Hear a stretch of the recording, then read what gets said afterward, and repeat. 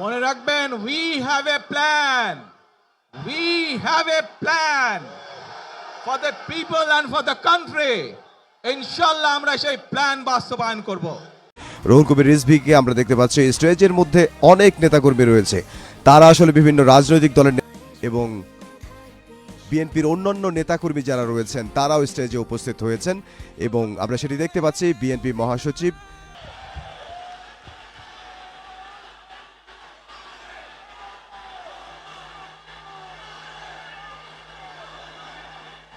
বিসমিল্লাহির রহমানির রহিম।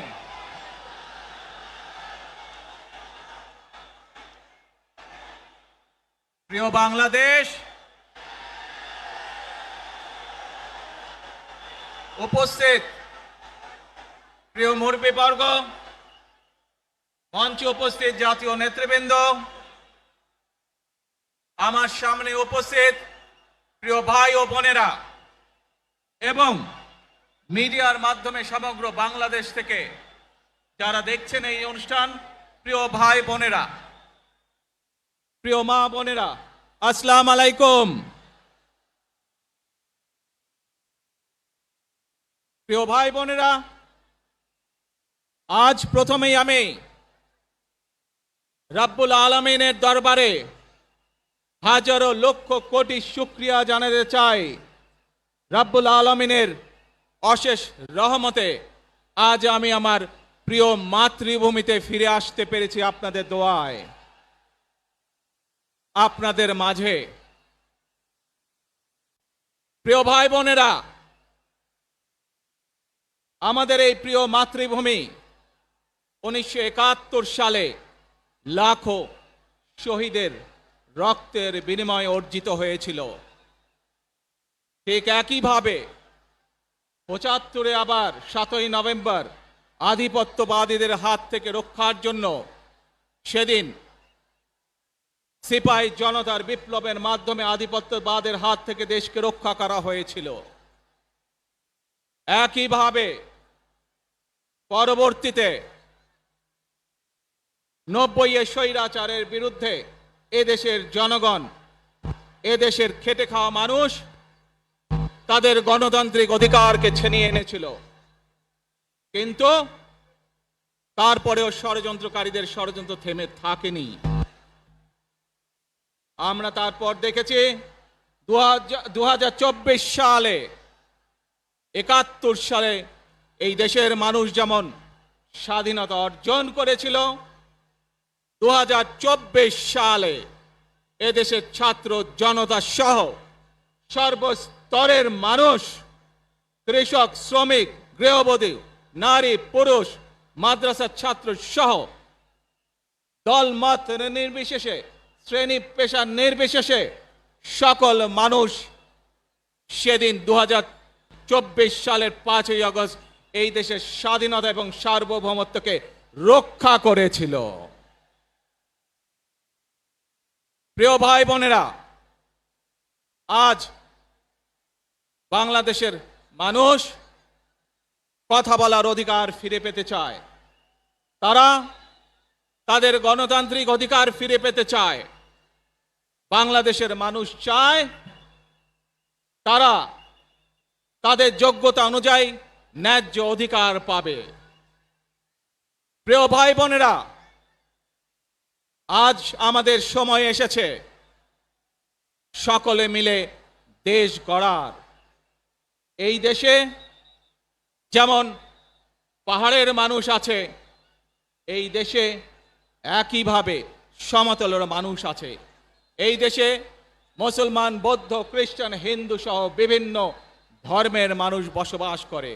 আমরা চাই সকলে মিলে এমন একটি বাংলাদেশ গড়ে তুলব আমরা, যেই বাংলাদেশের স্বপ্ন একজন মা দেখেন, অর্থাৎ একটি নিরাপদ বাংলাদেশ আমরা গড়ে তুলতে চাই। যে বাংলাদেশে একজন নারী, একজন পুরুষ, একজন শিশু যেই হোক না কেন নিরাপদে ঘর থেকে বের হলে নিরাপদে ইনশাআল্লাহ ঘরে আবার ফিরে আসতে পারে। প্রিয় ভাই বোনেরা,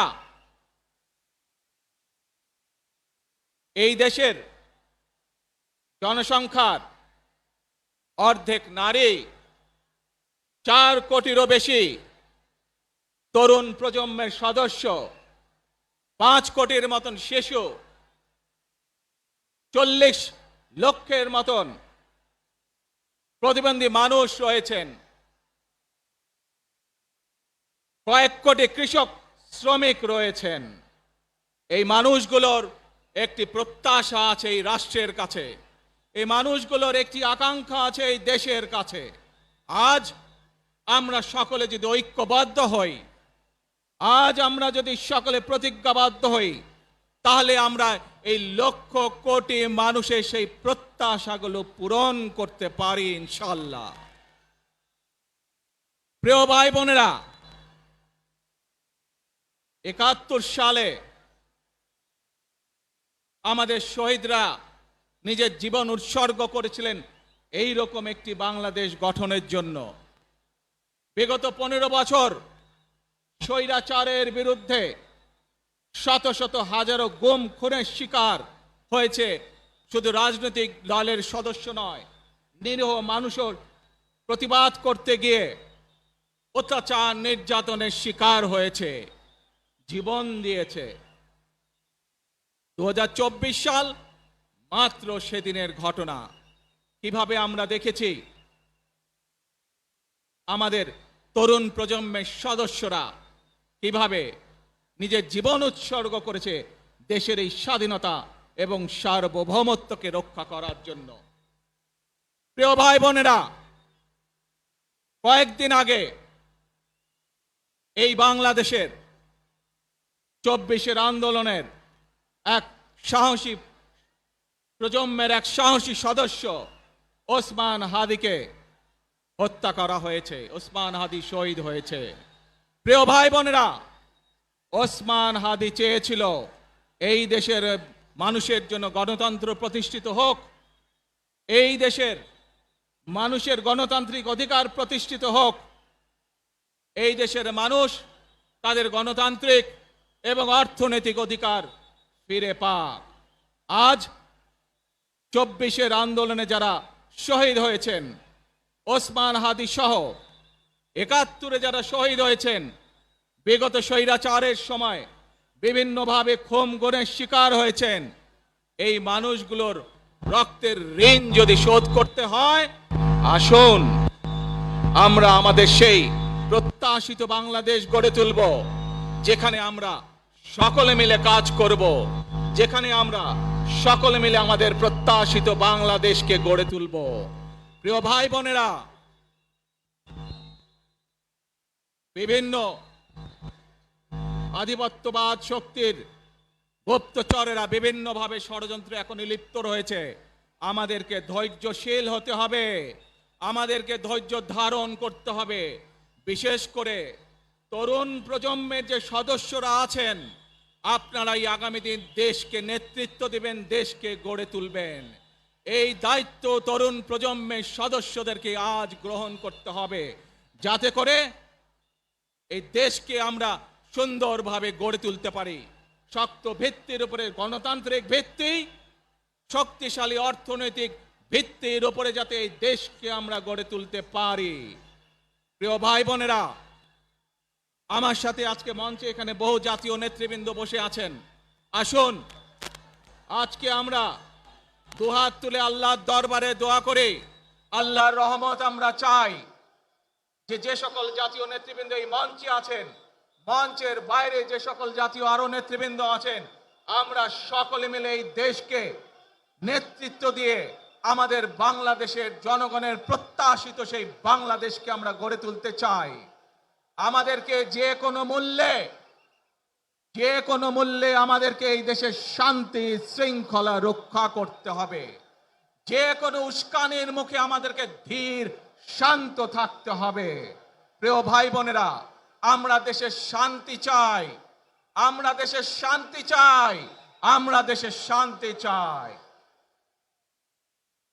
প্রিয় ভাই বোনেরা, মার্টিন লুথার কিং নাম শুনেছেন না আপনারা?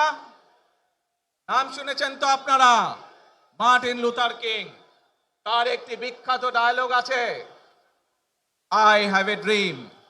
আজ এই বাংলাদেশের মাটিতে দাঁড়িয়ে আপনাদের সকলের সামনে আমি বলতে চাই, বাংলাদেশ জাতীয়তাবাদী দলের একজন সদস্য হিসাবে আপনাদের সামনে আমি বলতে চাই, আই হ্যাভ এ প্ল্যান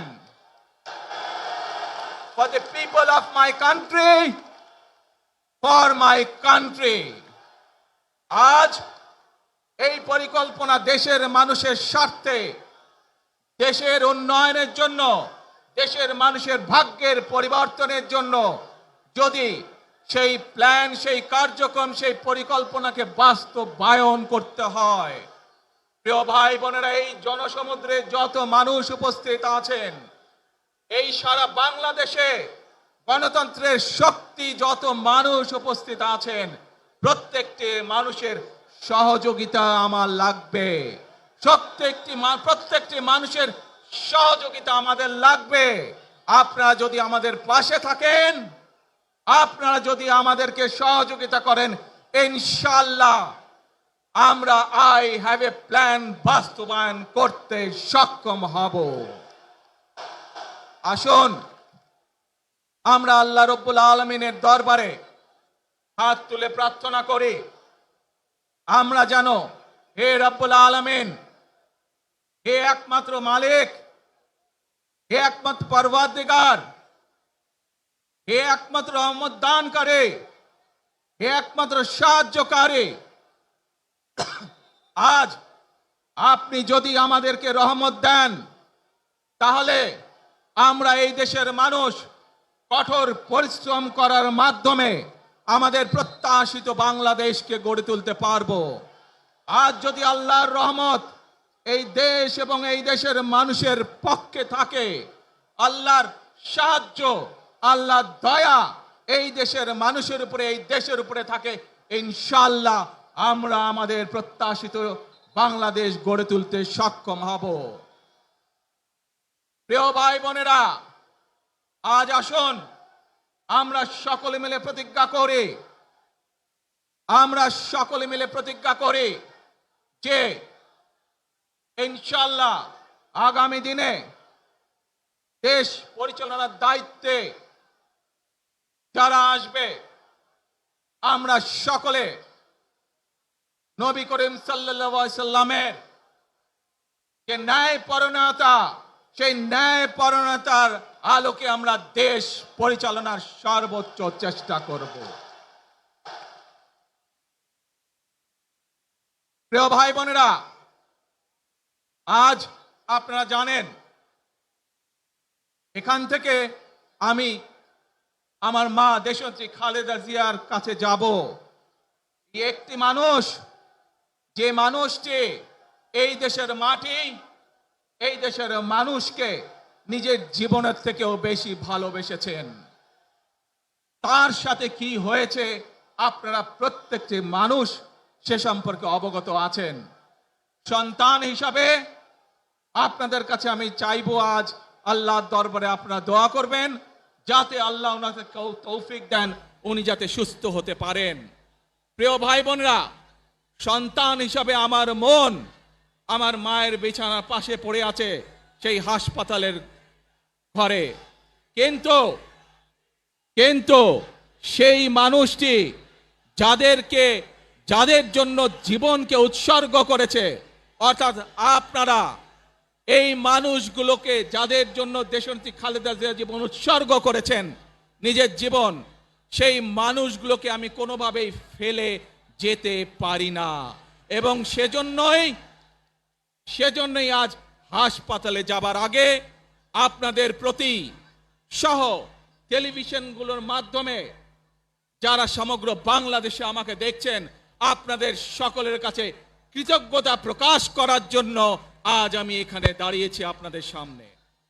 প্রিয় ভাই বোনেরা, আসুন আমাদেরকে আজকে নিশ্চিত করতে হবে, আমরা যে ধর্মের মানুষ হই, আমরা যে শ্রেণীর মানুষ হই, আমরা যে দলেরই রাজনৈতিক দলের সদস্য হই অথবা একজন নির্দলীয় ব্যক্তি হই, আমাদেরকে নিশ্চিত করতে হবে যে কোনো মূল্যে আমরা আমাদের এই দেশের শান্তি শৃঙ্খলাকে ধরে রাখতে হবে।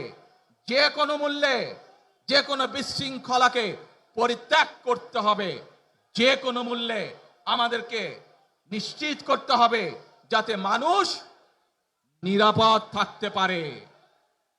শিশু হোক, নারী হোক, পুরুষ হোক, যে কোনো বয়স, যে কোনো শ্রেণী, যে কোনো পেশা, যে কোনো ধর্মের মানুষ যেন নিরাপদ থাকে, এই হোক আমাদের চাওয়া আজকে। প্রিয় ভাই বোনেরা, আসুন, প্রিয় ভাই বোনেরা, সবাই মিলে আজ আমরা প্রতিজ্ঞাবদ্ধ হই, সবাই মিলে করব কাজ। জোরে আরো, সবাই মিলে করব কাজ, কর্মমদের বাংলাদেশ। ইনশাআল্লাহ আপনাদের সকলের কাছে দোয়া আছে, আবারও সকলকে যে কোনো মূল্যে দেশে শান্তি শৃঙ্খলা রক্ষার আহ্বান জানিয়ে যে কোনো বিশৃঙ্খলাকে পরিহার করে ধৈর্যের সাথে মোকাবেলা করার আহ্বান জানিয়ে আমার বক্তব্য শেষ করছি। আবারও আপনাদের কাছে কৃতজ্ঞতা প্রকাশ করছি আজকে আমাকে এইভাবে বরণ করে নেওয়ার জন্য। আল্লাহ হাফেজ। বাংলাদেশ জিন্দাবাদ, বাংলাদেশ জাতীয়তাবাদী দল জিন্দাবাদ। আসসালামু আলাইকুম। তারেক রহমানের সংগ্রাম, তারেক রহমান এগিয়ে চলো, আমরা আছি তোমার সাথে। মনে রাখবেন, we have a plan, we have a plan for the people and for the country. ইনশাআল্লাহ আমরা সেই প্ল্যান বাস্তবায়ন করব। আল্লাহ হাফেজ। ওই নেতা আছে, সবাইকে দু হাত তুলে বলতে হবে নেতা আছে।